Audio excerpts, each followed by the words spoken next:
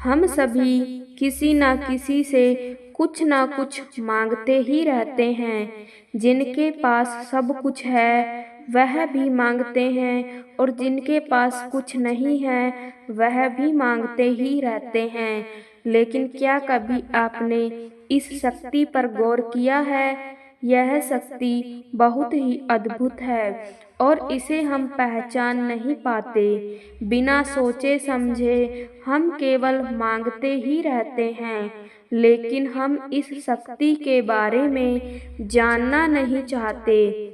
कहा जाता है कि हमें बहुत सोच समझकर मांगना चाहिए, क्योंकि जो भी हमने मांगा है वह हमें आज नहीं तो कल जरूर मिलेगा। लेकिन दिक्कत तो यह होती है कि हम में से अधिकांश लोग मांगते कुछ हैं और मिलता कुछ और है, और ऐसी स्थिति में यह सोचने लग जाते हैं कि शायद वह हमारे नसीब में है ही नहीं, या फिर हो सकता है कि वह हमें मिलना ही नहीं है।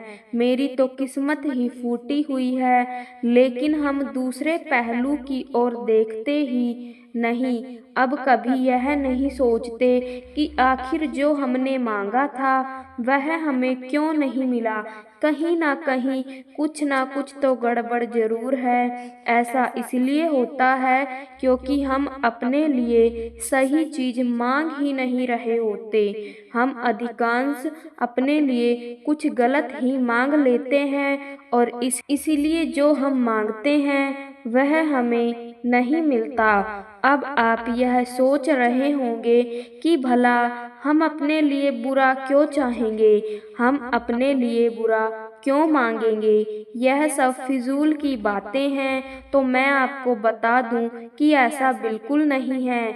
आपने अपने लिए जानबूझकर ना सही, लेकिन अनजाने में आपने अपने लिए गलत ही मांगा था, और वही आपको मिला है। चलिए इसे एक कहानी के माध्यम से समझते हैं।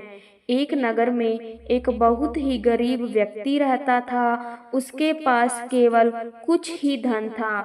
उस धन से उसने व्यापार आरंभ करने के बारे में सोचा, किंतु व्यापार आरंभ करने से पहले वह मंदिर गया और वहां पर वह भगवान की मूर्ति से कहता है, हे भगवान, मैं अपने थोड़े से धन से व्यापार आरंभ करने जा रहा हूँ। मेरा व्यापार सफल करना। मैं आपसे ज्यादा नहीं मांग रहा, किंतु मेरा व्यापार इतना जरूर सफल कर देना कि मैं अपने परिवार की सभी सुख सुविधाओं का ध्यान रख सकूं। इसके बाद उस व्यक्ति ने उस धन से एक नया व्यापार शुरू किया।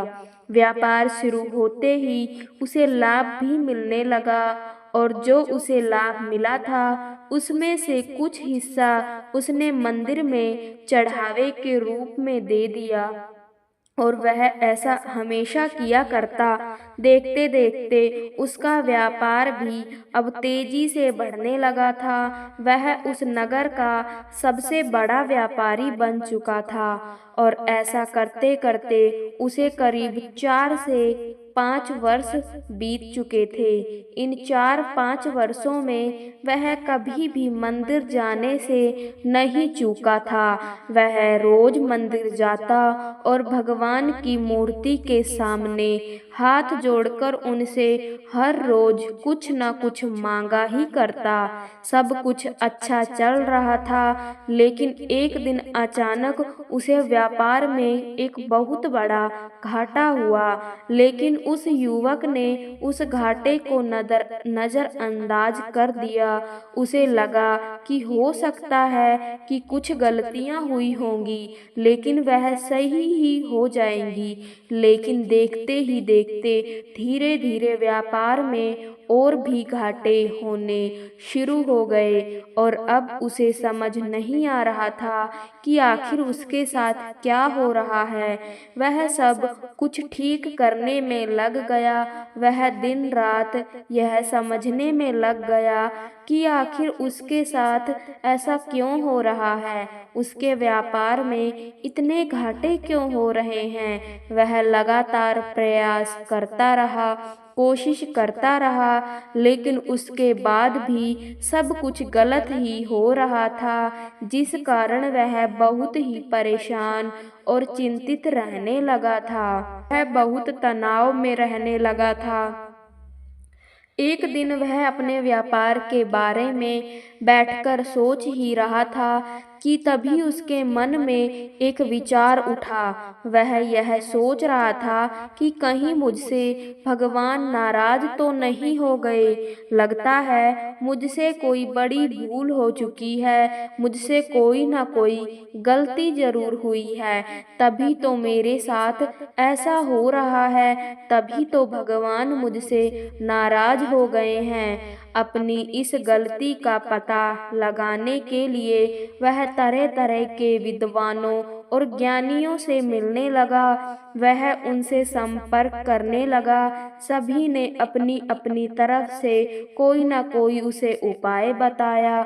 उस युवक ने वह सारे उपाय भी किए, लेकिन उसके बावजूद भी उसे व्यापार में कोई भी लाभ नहीं हो रहा था।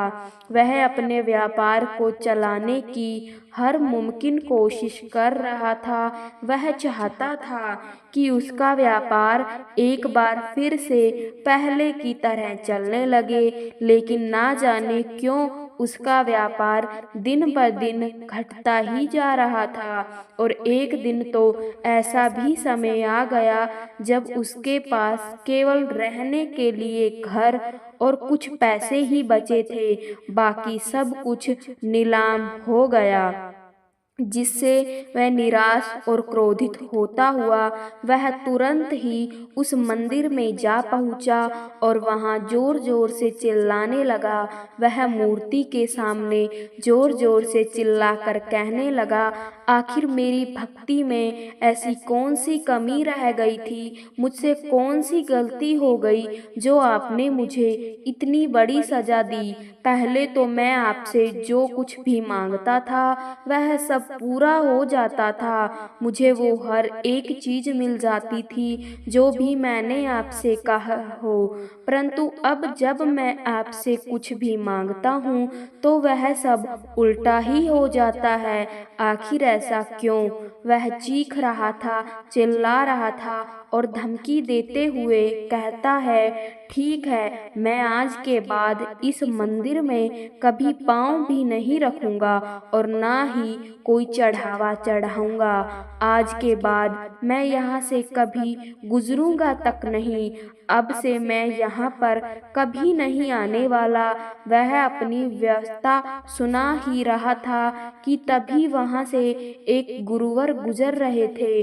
उन्होंने उस व्यक्ति की व्यथा देखी। उसे इस तरह से परेशान और चिंतित देखकर वह उस व्यक्ति के पास गए और उस व्यक्ति से कहते हैं, क्या बात है, तुम बड़े परेशान और चिंतित लग रहे हो और इस तरह इन पत्थर की मूर्तियों से लगकर तुम्हें क्या लाभ मिलेगा? यह तुम्हारा बुरा क्यों करेंगे?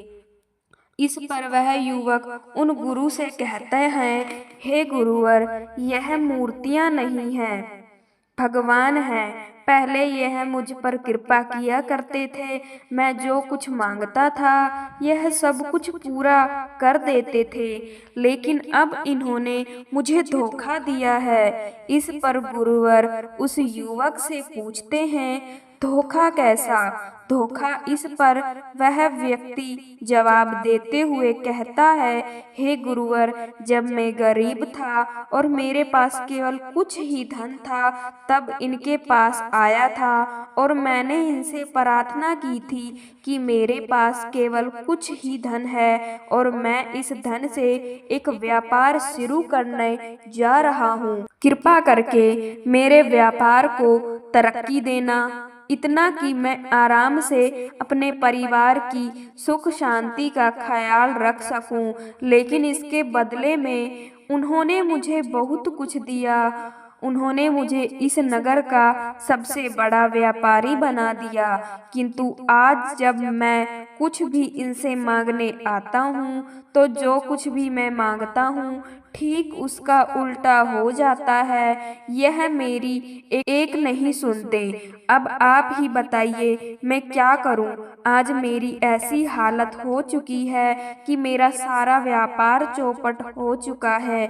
मेरे पास केवल रहने के लिए घर और थोड़े से पैसे ही बचे हैं और मेरा सब कुछ नीलाम हो चुका है। उस युवक की सारी बातें ध्यान पूर्वक सुनने के बाद गुरुवर उस युवक से कहते हैं, मैं जानता हूँ कि यह पत्थर की मूर्तियाँ तुम्हारी बातें क्यों नहीं सुनती और जो कुछ भी तुम मांग रहे हो उसका उल्टा क्यों हो जाता है। इस पर वह युवक बड़ी उत्सुकता से उन गुरुवर से कहता है, अच्छा तो आपको पता है तो बताइए आखिर ऐसा क्यों हो रहा है? आखिर मैं इनके लिए क्या करूं? ऐसा क्या अर्पण करूं? ऐसे कौन सी रीति रिवाज निभाऊं? ऐसा क्या उन्हें चढ़ाऊं कि वह खुश हो जाएं? आप जो कुछ भी कहेंगे मैं वह सब करने के लिए तैयार हूँ। इस पर गुरुवर उस युवक से कहते हैं, हे बेटा, सब कुछ वैसा ही है जैसा पहले था, बस तुम्हारे मांगने का ढंग बदल चुका है। तुम्हारे मांगने का ढंग बिगड़ चुका है। उन गुरुवर की बात सुनकर वह युवक थोड़ा सा अचरज में पड़ा और उन गुरुवर से कहता है, हे गुरुवर, आप क्या कहना चाहते हैं? मैं आपकी बातें समझ नहीं पा रहा।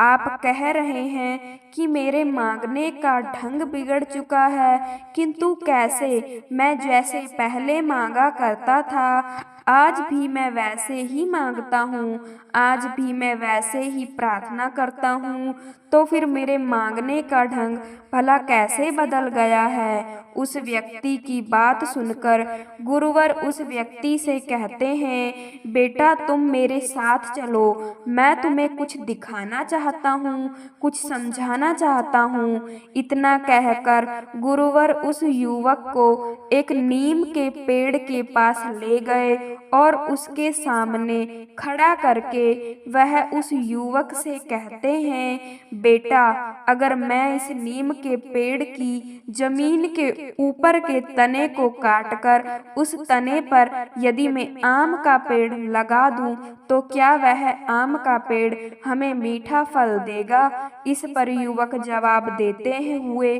कहता है, हे गुरुवर, आप यह कैसी बातें कर रहे हैं? जब उस आम के पेड़ की जड़ें ही नहीं होंगी तो वह भला हमें मीठे फल कैसे देगा?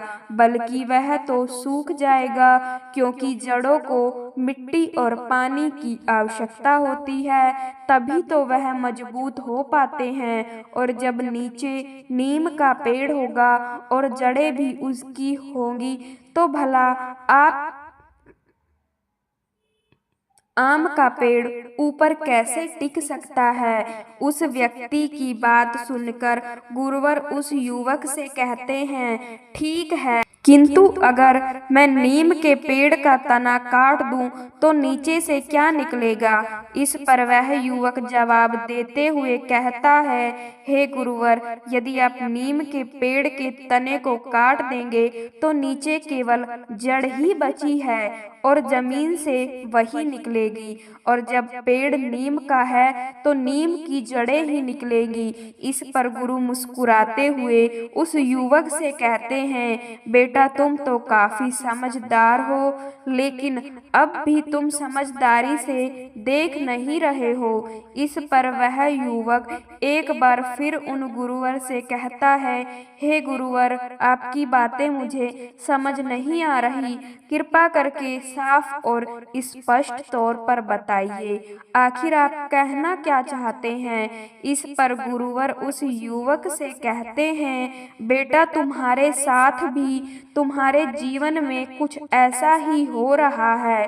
तुम्हारे मन के भीतर जो जड़ें हैं वह नीम की है और ऊपर की और तुमने आम का पेड़ बिना जड़ों के लगा रखा है, इसी कारण वह मुरझा चुका है। और एक मुरझाया हुआ पेड़ भला तुम्हें फल कैसे दे सकता है, अर्थात जो जमीन के नीचे है यानी कि जड़ें, वही तो बाहर आएगी। इस पर वह युवक उन गुरुवर से कहता है, हे गुरुवर, आपको जो कुछ भी कहना है साफ साफ क्यों नहीं कहते, इस तरह से बातों को घुमा क्यों रहे हैं, मैं आपकी बातें समझ नहीं पा रहा। इस पर वह गुरुवर उस व्यक्ति को एक गरीब व्यक्ति के पास ले गए जिसके पास कुछ भी नहीं था। उस व्यक्ति को उस गरीब व्यक्ति के करीब ले जाकर वह उस गरीब व्यक्ति से कहते हैं, बेटा तुम इस सृष्टि के रचयिता से क्या मांगते हो। इस पर वह गरीब व्यक्ति कहता है, हे गुरु, मैं भला क्या मांग सकता हूँ, मैं तो बस इतना ही कहता हूँ कि वह तो देने वाला है और मुझे 2 वक्त की रोटी दे दे, मुझे इससे ज्यादा और क्या चाहिए। तभी वह गुरुवर उस गरीब व्यक्ति से एक और प्रश्न करते हुए कहते हैं, तो क्या इस दौरान तुम्हारे मन में कुछ खोने का डर नहीं होता। उन गुरु के इस प्रश्न का जवाब देते हुए वह गरीब व्यक्ति उन गुरुवर से कहता है, हे गुरुवर, आप भी कैसी बातें कर रहे हैं, जब मेरे पास कुछ है ही नहीं तो मैं भला क्या खो सकता हूँ। तभी गुरुवर उस व्यक्ति की ओर इशारा करते हुए कहते हैं, देखो, तुमने इस गरीब व्यक्ति के पास कुछ नहीं है, इसलिए इसके मन में कुछ खोने का डर भी नहीं है।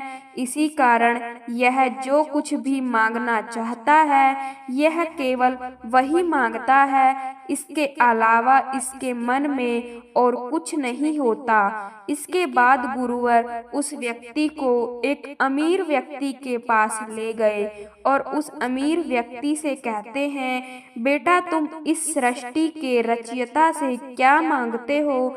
अमीर व्यक्ति उन गुरुवर के इस प्रश्न का जवाब देते हुए कहता है, हे गुरुवर, मैं तो बस इतना ही मांगता हूँ कि मेरा व्यापार सही चलता रहे, मुझे कभी घाटा ना हो और मैं अधिक से अधिक अमीर होता चला जाऊं, मेरे पास और अधिक से अधिक धन हो जाए, मैं इस नगर का सबसे बड़ा व्यापारी बन जाऊं और मैं हमेशा अमीर रहूं। इस पर गुरु मुस्कुराने लगे और उस अमीर व्यक्ति से कहते हैं, क्या तुम्हें कुछ खोने का डर है। इस पर वह अमीर व्यक्ति जवाब देते हुए कहता है, हे गुरुवर, मेरे पास बहुत कुछ खोने को है, हर एक चीज मुझे प्रिय है और मैं कुछ खोना नहीं चाहता, बस यही डर हमेशा लगा रहता है कि कहीं मैं कुछ खो ना दूं। यदि मुझसे मेरा कुछ छीन गया तो मैं क्या करूंगा। इस पर गुरुवर उस व्यक्ति की ओर इशारा करते हुए कहते हैं, तुमने देखा बेटा, इस व्यक्ति के पास खोने के लिए बहुत कुछ है, इसलिए यह खो सकता है। इस पर वह युवक उन गुरुवर से कहता है, हे गुरुवर, आप मुझे कब से यहाँ से वहाँ घुमा रहे हैं, लेकिन आप मुझे साफ साफ यह नहीं बता रहे कि आखिर आप कहना क्या चाहते हैं। इस पर गुरु मुस्कुराने लगे और उस युवक से कहते हैं, बेटा, जब तुम गरीब थे और तुम्हारे पास खोने के लिए कुछ नहीं था, तब तुम्हारे भीतर और बाहर केवल एक ही पेड़ था, अर्थात एक ही पेड़ की जड़ें थी, फिर चाहे वह नीम की हो या फिर आम की। यदि भीतर आम का पेड़ था तो बाहर भी आम का ही पेड़ था। जो तुम्हारे भीतर से पोषण लेकर बड़ा हो रहा था और बदले में वह तुम्हें फल भी दे रहा था। किंतु जैसे जैसे तुम्हारे पास फल की मात्रा अधिक होने लगी, अर्थात जैसे जैसे तुम्हारे पास नई नई चीजें आने लगी, महंगी महंगी चीजें आने लगी, तब तुम्हारे भीतर एक डर उत्पन्न होने लगा कि कहीं तुम इन चीजों को खो ना बैठो। ऐसी अवस्था में तुम्हारे भीतर जो जड़ें थी वह अब नियम की हो चुकी थी, किंतु ऊपर तुमने अब भी आम का पेड़ ही लगा रखा था, और ऐसा पेड़ भला कहाँ टिक सकता है। वह आज नहीं तो कल मुरझा ही जाएगा, और तुम्हें फल भी वही मिलेगा जो तुम्हारे अंदर में होगा, अर्थात जो तुम्हारे भीतर डर है, उस डर के कारण ही तुम्हारे साथ ऐसा हो रहा है। इसलिए तुम मुझे यह बताओ कि आखिर तुम्हारे भीतर ऐसा कौन सा डर पनप रहा है। इस पर वह युवक उन गुरुवर से कहते हैं, हे गुरुवर, आप सत्य कहते हैं, मुझे हमेशा कुछ ना कुछ खोने का डर लगा ही रहता है। मुझे ऐसा लगता है कि कोई मुझे लूट ना ले, कहीं मुझसे सब छीन ना जाए। जब भी मैं प्रार्थना करता हूँ तभी मेरे भीतर यह डर लगा ही रहता है। मेरी जुबान पर तो हमेशा अच्छे ही शब्द होते हैं कि मेरे साथ अच्छा हो जाए, मेरा सब कुछ अच्छे से चलता रहे, मेरा व्यापार उन्नति करता रहे, लेकिन कहीं ना कहीं भीतर एक अजीब सा डर लगा रहता है कि कहीं मेरा व्यापार यदि चौपट हो गया तो मैं क्या करूँगा, क्योंकि मेरा सब कुछ लुट गया तो मैं क्या करूँगा। इतना कहकर वह उन गुरु के चरणों में जा गिरा और हाथ जोड़कर उन गुरु से कहता है, हे गुरुवर, पहले जब मैं गरीब था तो जो मुझे चाहिए था मैं वही मांगता था। मेरे भीतर और मेरी जुबान पर दोनों एक ही शब्द होते थे,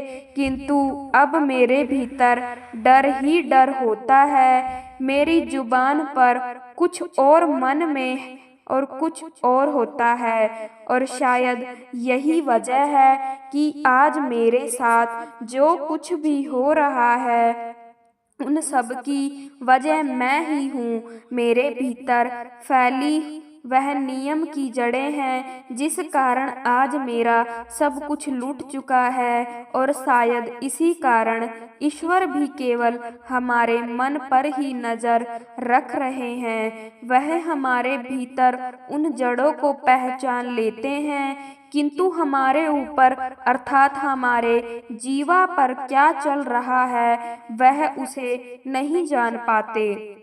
किंतु हम ऊपर से तो हमेशा झूठ ही कहते रहते हैं, और सत्य तो हमारे भीतर मन में होता है, अर्थात हमारी जड़ों में होता है। आपने जो कुछ भी कहा है वह बिल्कुल सत्य है। मुझे क्षमा करें गुरुवर, मैंने आपसे इस तरह से बातें की, किंतु हे गुरुवर, अब मैं क्या करूं, अब मुझे क्या करना चाहिए।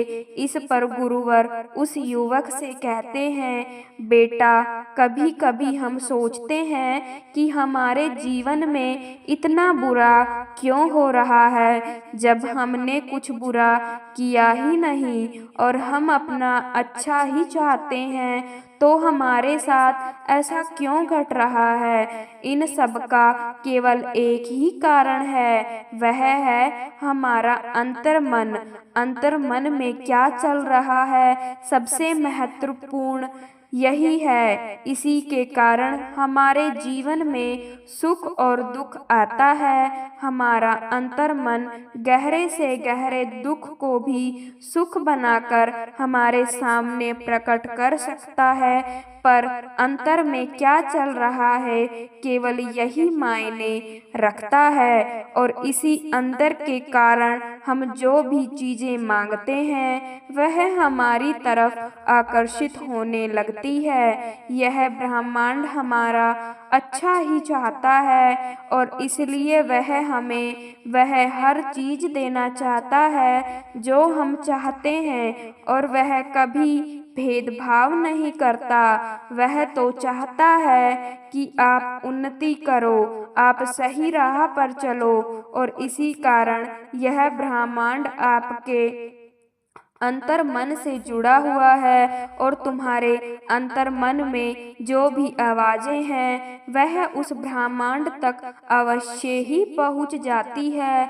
भले ही उन आवाजों को तुम सुन ना सको, किंतु वो आवाजें यह ब्रह्मांड जरूर सुन रहा होता है। फिर चाहे वह आवाजें नकारात्मक हो या सकारात्मक हो, आपके भीतर जैसी भी आवाजें होंगी वह ब्रह्मांड उसे सुन रहा है और जैसा आप चाहते हैं आपको वैसा दिया जा रहा है। इसलिए अपने अंतर मन पर काम करो, उसे सुनना सीखो, उसके भीतर चल रहे उन नकारात्मक विचारों को निकालकर वहाँ सकारात्मक विचार भरो।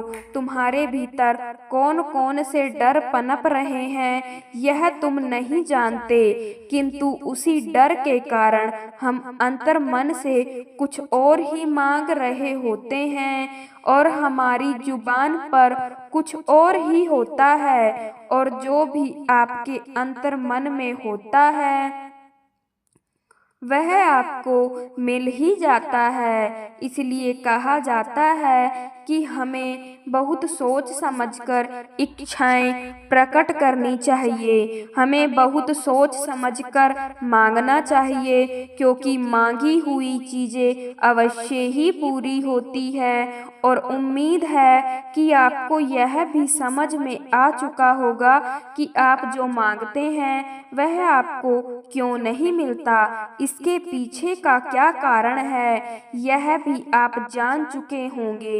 इतना कहकर वह गुरुवर शांत हो गए और उस युवक को भी अपनी गलती का एहसास हो चुका था। उसे यह एहसास हो चुका था कि उसके अंतर मन में जो डर था आखिर वही हुआ है जो अपने अंतर मन के डर में के कारण उसने मांगा, उसे वही मिला है। वह उन गुरुवर को प्रणाम करके वापस घर लौट गया और तब से वह अपने अंतर मन पर ध्यान देने लगा, अपने अंतर मन की गहराइयों पर उन विचारों को वह जागरूकता पूर्ण देखने लगा। इसलिए दोस्तों, मैं भी बस आपसे इतना ही कहना चाहूँगी कि आप जो कुछ भी मांग रहे हैं बहुत सोच समझकर मांगिएगा, क्योंकि आपके भीतर जो डर है वह डर आपके सामने अवश्य प्रकट होगा। इसलिए अगर आप चाहते हैं कि वह डर आपके सामने ना आए तो पहले अपने अंतर मन पर काम कीजिए, उस डर को हमेशा हमेशा के लिए समाप्त कीजिए, उस नकारात्मक विचारों को सकारात्मक विचारों में बदल दीजिए और उसके बाद आप जैसा मांगेंगे वैसा ही होगा, जो चाहेंगे वही होगा। दोस्तों, हम सभी के जीवन में कोई न कोई लक्ष्य तो होता ही है। इसे यूं भी कह सकते हैं कि हम अपने जीवन में कोई न कोई लक्ष्य तो निर्धारित करते ही हैं, क्योंकि हर कोई जानता है कि उसे क्या पाना है, उसे कहाँ पहुँचना है और वह अपने जीवन में क्या चाहते हैं। बस फर्क यहाँ पर यह है कि कुछ लोगों को अपना यह लक्ष्य साफ और स्पष्ट दिखाई देता है और वहीं पर कुछ ऐसे लोग होते हैं जो अपने लक्ष्य को ढूंढते ढूंढते अपना आधा जीवन यूं ही व्यतीत कर देते हैं और उसके बाद भी उन्हें यह पता नहीं चल पाता कि आखिर उन्हें आगे क्या करना है, उन्हें कहाँ जाना है, उन्हें क्या हासिल करना है। और वहीं पर कुछ ऐसे भी लोग होते हैं जिन्हें बचपन में ही उनका लक्ष्य पता चल जाता है, अथवा इसे यूं भी कह सकते हैं कि उन्हें बचपन में ही यह पता बता दिया जाता है कि उन्हें अपने जीवन में बड़े होकर यह बनना है या फिर कुछ यह काम करना है। हाँ, यह बात और है कि यह उनका अपना लक्ष्य नहीं होता, बल्कि उस बच्चे को वह लक्ष्य उसके माता पिता या फिर यूं कहें कि समाज द्वारा दिया जाता है। लेकिन यदि आप अपने आप से पूछेंगे तो मुझे उम्मीद है कि आप में से अधिकांश लोग यह नहीं जानते होंगे कि आखिर आप इस जिंदगी में क्या करने आए हैं। अपने जीवन का मकसद आपको पता तक नहीं होगा और हम में से अधिकांश लोगों का जीवन यूं ही बीत जाता है और हम अपने पूरे जीवन काल में कुछ भी नहीं कर पाते। किंतु फिर भी यदि मैं आपसे एक प्रश्न करूं तो क्या आप उसका जवाब मुझे देंगे? क्या आप मुझे यह बता सकते हैं कि आपके जीवन का मकसद क्या है? आपको पता है? अगर हाँ तो आप मुझे कमेंट में जरूर बताइएगा, और यदि नहीं तो मैं आपसे यह जानना चाहता हूँ, क्या ये अच्छी नौकरी पाना है, अच्छा व्यवसाय करना है, या लोगों से नफरत करना है, या उनसे प्रेम करना, दान देना, धोखा देना, या लोगों से घृणा करना? आप जहां तक भी सोचेंगे हर बार आपको निराशा ही हाथ लगेगी और आपको हर बार ऐसा ही लगेगा मानो यह जीवन का मकसद था ही नहीं। क्योंकि आपने देखा होगा कि जब भी हम अपने जीवन में कोई लक्ष्य बनाते हैं तो हम उस लक्ष्य को पाने की हर मुमकिन कोशिश करते हैं। हम उसे पाने के लिए हर तरह के उपाय करते हैं, और जब हम दिन रात एक करके आखिरकार उस लक्ष्य तक पहुंच जाते हैं तो उसके बाद हम एक बार फिर से बिना लक्ष्य के हो जाते हैं, अर्थात हमें एक और नए लक्ष्य की जरूरत पड़ती है। और तब हम समझ नहीं पाते कि आखिर यह सब क्या हो रहा है। जो हमने चाहा था वह तो हमें मिल गया, तो इस हिसाब से तो हमारे जीवन का लक्ष्य पूरा हो जाना चाहिए। किंतु फिर भी अब भी हम अपने जीवन में नए लक्ष्य की तलाश कर रहे हैं। आखिर ऐसा क्यों? किंतु यदि आप वास्तविकता की ओर देखेंगे तो आप यह जान पाएंगे कि जिस लक्ष्य के पीछे आप भाग रहे थे, वास्तविकता में वह जीवन का लक्ष्य है ही नहीं और ना ही आपके जीवन का मकसद है। आपने अब तक जो कुछ भी किया यह सब तो बस आपने अपने जीवन को सरल बनाने के लिए किया है, अर्थात इस समाज के अनुसार चलने के लिए किया है। इस दुनिया में हर कोई अपनी जिम्मेदारियां निभा रहा है, फिर चाहे वह कोई बड़ा से बड़ा डॉक्टर हो या वकील या कोई अधिकारी या कोई बड़ा व्यापारी, सभी इस समाज में अपनी जिम्मेदारियां निभा रहे हैं। और इस समाज में जिम्मेदारियां निभाने का यह उनका एक तरीका है। किंतु वास्तविकता देखी जाए तो यह सब कभी भी आपके जीवन का लक्ष्य हो ही नहीं सकता। तो अब आपके मन में यह सवाल जरूर उठ रहा होगा कि अगर यह सारे लक्ष्य हमारे जीवन के है ही नहीं तो हमारे जीवन का मकसद क्या है? तो चलिए इसे एक बहुत बोध कहानी के माध्यम से समझते हैं। एक बार की बात है, एक युवक एक बहुत ही प्रसिद्ध गुरु के पास पहुंचा। वह उन्हें प्रणाम करके उनसे कहता है, हे गुरुवर, मुझे समझ नहीं आ रहा कि मेरे जीवन का लक्ष्य क्या है। जब मैं छोटा था तो माता पिता ने कहा कि तुम्हें बहुत अच्छे से पढ़ाई करनी होगी, तभी तुम एक अच्छी नौकरी पा सकोगे। मैंने अपने माता पिता की बात मानी, खूब दिल लगाकर पढ़ाई की और अंत में मैंने बहुत अच्छी नौकरी भी पा ली। लेकिन फिर उसके बाद लगा कि कहीं ना कहीं कुछ कमी है, मुझे कुछ और बड़ा हासिल करना चाहिए। इसलिए मैंने अपने जीवन में एक और बड़ा लक्ष्य निर्धारित किया और वह था अपने माता पिता के लिए एक बड़ा सा घर बनाना। मैंने दिन रात खूब मेहनत की और देखते ही देखते केवल 2 वर्षों के भीतर मैंने अपने माता पिता के लिए एक बड़ा सा घर भी बना दिया। घर बनाने के कुछ दिनों तक तो मुझे सब कुछ अच्छा लग रहा था, मानो ऐसा लग रहा था कि मैंने सब कुछ पा लिया। लेकिन उसके बाद फिर ना जाने क्यों मेरा मन अशांत होने लगा। मुझे समझ नहीं आ रहा था कि आखिर मैंने यह सब क्यों किया। बार बार जब भी मैं कोई नया लक्ष्य निर्धारित करता हूँ और किसी तरह से उसे पा लेता हूँ, तो उसके बाद भी मेरे मन में एक अधूरापन सा रह जाता है। मुझे लगता है कि मानो मैंने अब तक अपना उचित लक्ष्य निर्धारित नहीं किया है और ना मैं उसके कभी करीब पहुँचूंगा। हर बार मेरे मन में एक अधूरापन सा रहता, जिस कारण मैं बहुत तनाव में रहता हूँ।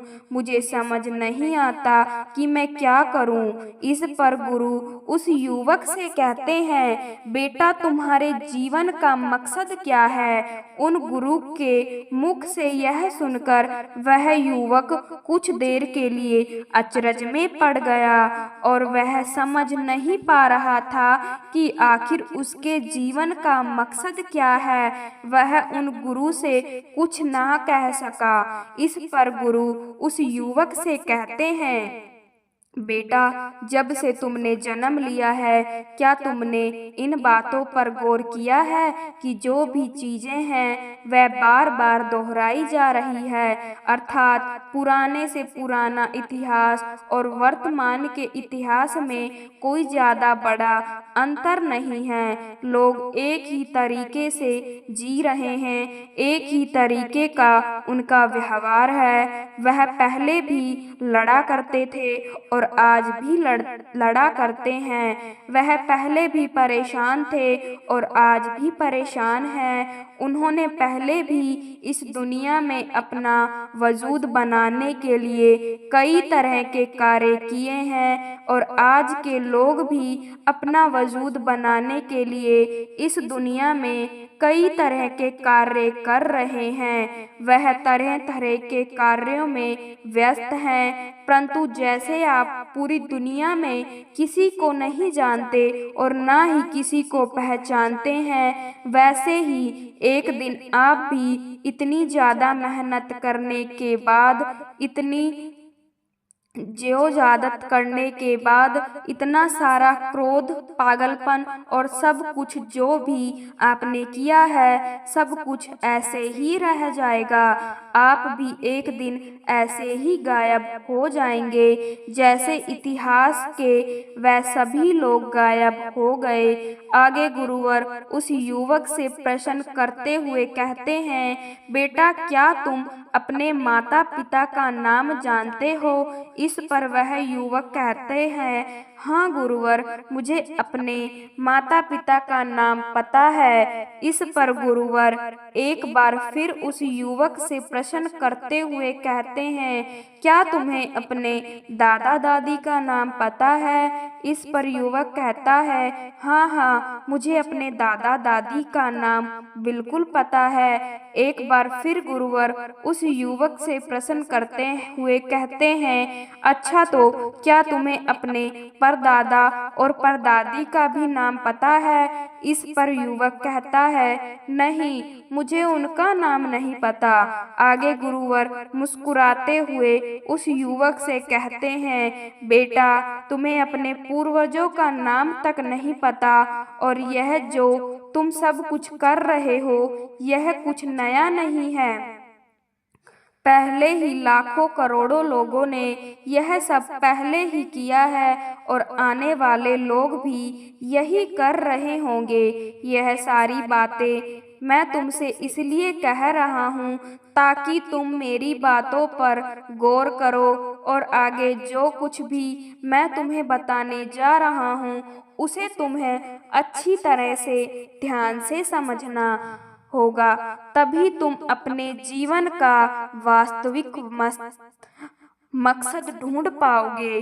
आगे गुरुवर उस युवक से कहते हैं, तुमने कुछ पति पत्नियों को देखा होगा जो हमेशा लड़ते रहते हैं और वह वर्षों तक यूं ही लड़ते ही रहते हैं, जैसे मानो हजारों सालों की जिंदगी उनके लिए ही बची हुई है और शायद धरती पर उनका जन्म ही इसलिए हुआ है ताकि वह एक दूसरे से लड़ते रहें और अपना समय बर्बाद करते रहें। और ऐसे ही तुम्हें बहुत लोग भी देखने को मिल जाएंगे जिन्हें दूसरों को सताने में बहुत आनंद मिलता है।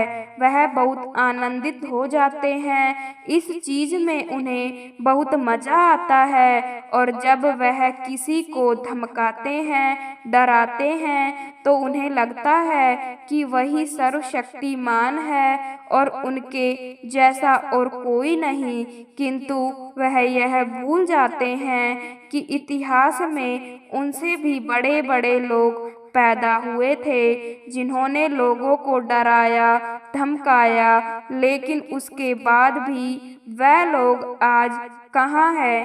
कहीं नहीं। इस दुनिया में कुछ लोग केवल प्रेम के लिए मृत्यु को प्राप्त हो जाते हैं और उन्हें अपने माता पिता का प्यार दिखाई ही नहीं देता।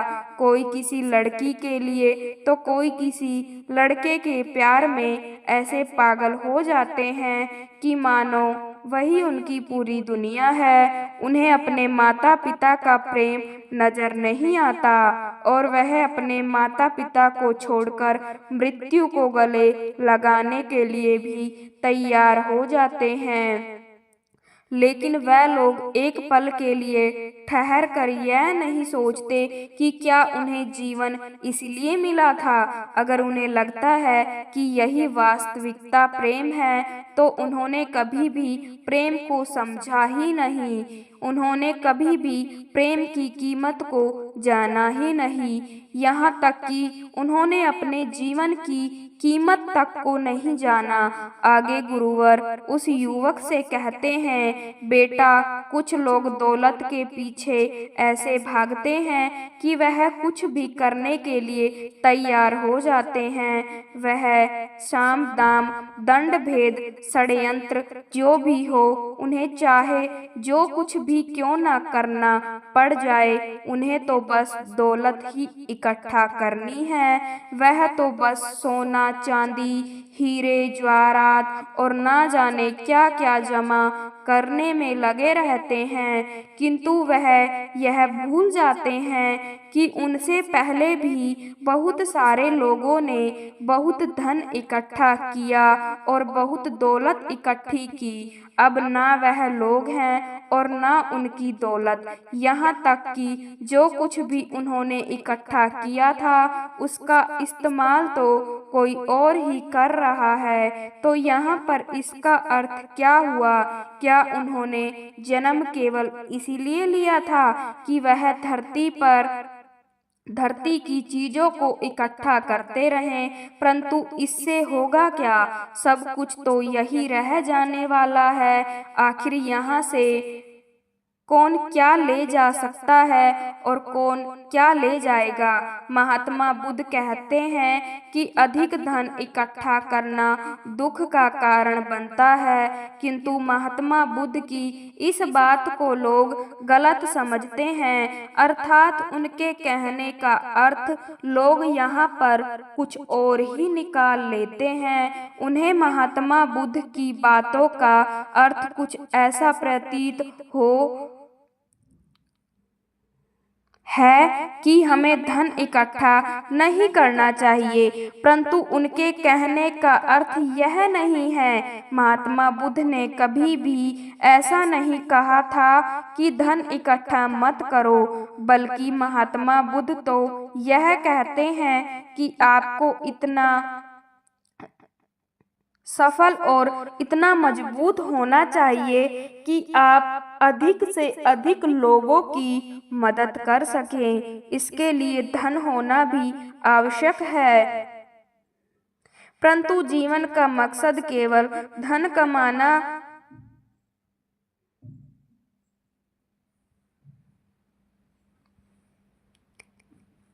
ही हो और उस धन से किसी की मदद भी ना हो सकती हो, या धन खुद आपके जीवन में खुशियां ना ला सकता हो, तो उसके कारण आप दुखी ही रहेंगे। ऐसा धन आपके किसी काम का नहीं। ऐसा धन इकट्ठा करने से आपको कोई लाभ नहीं होने वाला।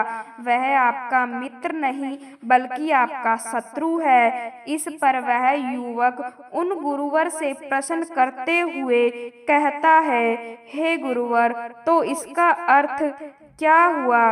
क्या हमें धन नहीं कमाना चाहिए? क्या हमें अपने परिवार के लिए एक अच्छा जीवन नहीं चुनना चाहिए? इसके जवाब में गुरुवर उस युवक से कहते हैं, बेटा, तुमने देखा होगा कि बहुत सारे लोग धन के कारण ही दुखी रहते हैं। उनकी चिंता का कारण ही धन होता है। उनकी सारी परेशानियां उनके धन दौलत के चारों ओर घूमती रहती है। इसलिए धन जरूर कमाओ, पर उतना ही जितना आपको दे सके। और ऐसा धन भला किस काम का, जब आप अपने लिए चंद मिनट अर्थात कुछ पल चैन की ना निकाल सकें। इसलिए कुछ समय तो अपने आप के लिए निकालना ही चाहिए। यदि तुम अपना पूरा जीवन केवल धन दौलत कमाने में ही लगा दोगे, तो आखिर में तुम अपनी सारी धन दौलत देकर भी एक सांस तक नहीं खरीद पाओगे।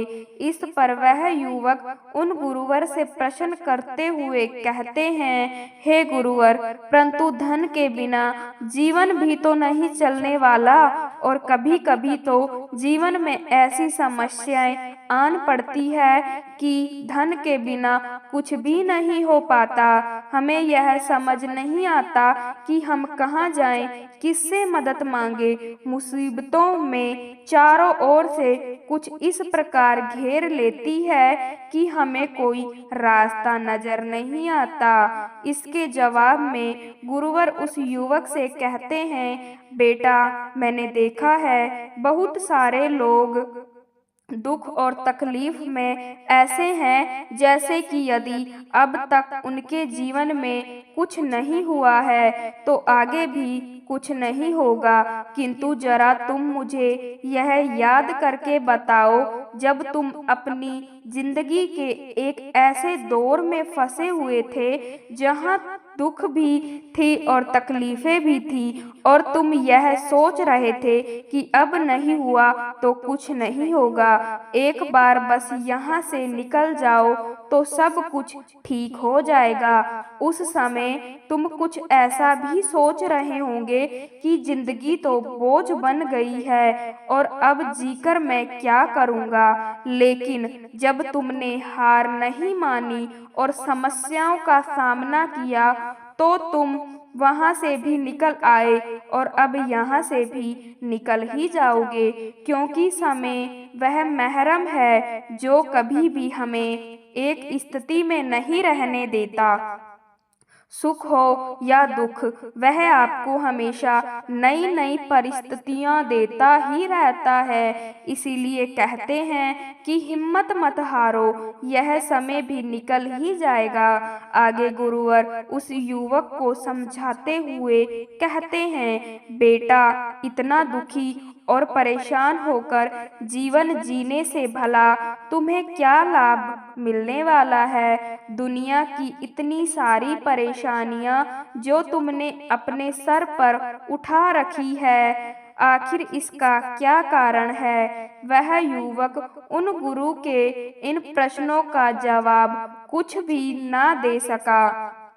तभी गुरुवर उस युवक से कहते हैं, बेटा, एक समय ऐसा भी था जब आप नहीं थे, और एक समय ऐसा भी होगा जब आप नहीं होंगे।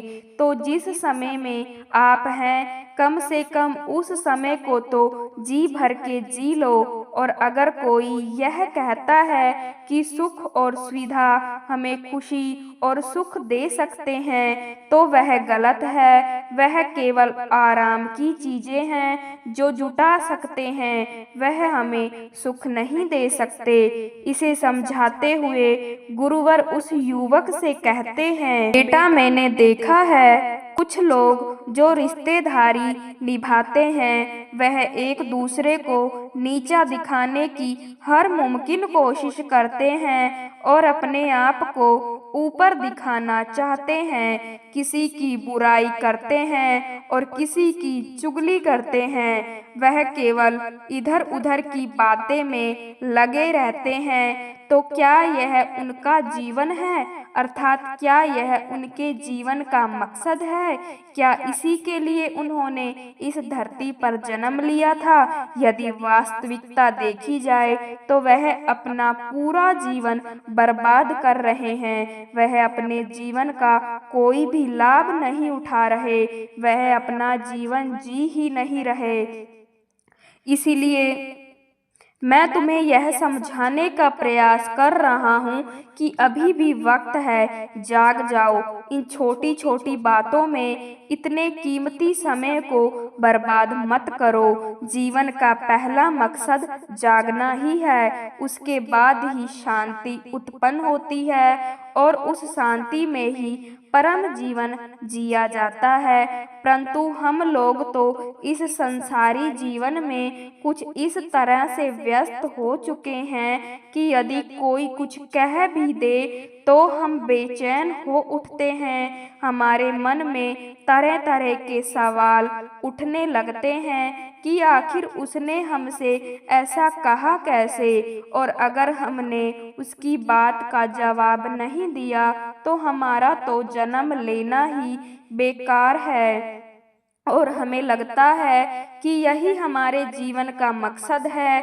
मैं तो उसको उसकी बातों का मुंह तोड़ जवाब दूंगा, किंतु हम यह भूल जाते हैं कि जिस प्रकार हम अपने लिए फसल उगाते हैं, फिर वह फसल सर्दी, गर्मी, बरसात मौसमों को झेलते हुए वह बड़ी होती है, और जब वह बड़ी हो जाती है तब हम उस फसल को काट भी लेते हैं। और यही नियम हम सभी पर लागू होता है। अर्थात जो फसलें हमने बोई है वह फसलें भी हमें काटनी ही है। किंतु अब यहाँ पर प्रश्न यह है कि वह फसल काटने वाला कौन है? तो इसका जवाब है, वह हम खुद ही हैं। अर्थात जो समय आप व्यर्थ की चीजों में लगा रहे हैं, यदि उसी की जगह पर आप अपना समय अपने लक्ष्य पर लगाएं तो आप बड़े से बड़ा लक्ष्य हासिल कर सकते हैं।